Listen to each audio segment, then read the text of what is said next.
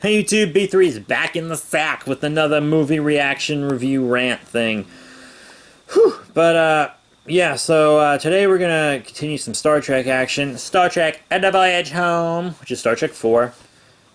Lots of people's favorite, and it's a really good movie. In this movie, they go home, and there's this probe from another planet. And it's like, yo, I'm looking for whales, yo. Because when it came to Earth before, I guess it contacted some whales and then left. But the whales are extinct, and the probe's transmissions are destroying the planet, and it's not going to stop until it gets some whale sounds, yo.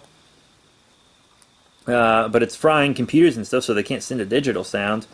And so the crew of the Enterprise, which is on a Klingon warbird currently, because they blew up the Enterprise in the last movie, they come back to Earth to turn themselves in, and Spock's with them and stuff. And he's still kind of loopy from having basically his consciousness transferred into a new body or some shit. It's crazy. And they end up going back in time to get some friggin' whales to save the planet. And it's a funny movie. It's really a comedy.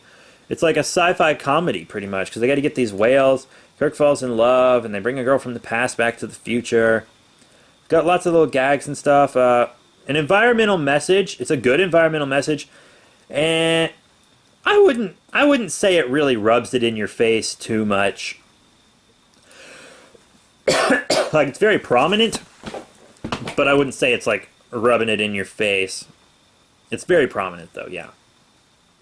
But it's very enjoyable. Lots of people's favorite Star Trek movie. Lots of people argue about it. It and Star Trek 2, which one's better. But they're so totally different. One takes place in what was modern times.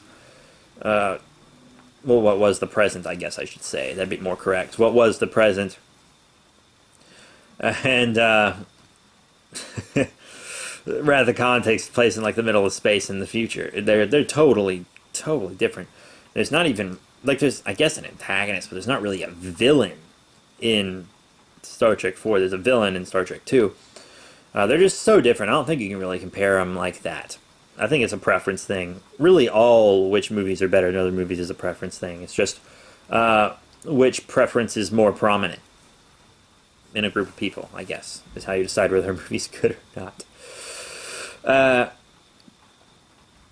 But yeah, Star Trek 4, great movie. I definitely recommend it. Definitely watch the others, though, because you're not going to understand it in totality without watching Star Trek 3. You're not going to understand Star Trek 3 in totality without watching Star Trek 2. You're not going to understand Star Trek 2 in totality without watching Space Seed, which is an episode of Star Trek the original series. You don't really need to watch the Star Trek the motion picture, actually. No, you can go without watching that one.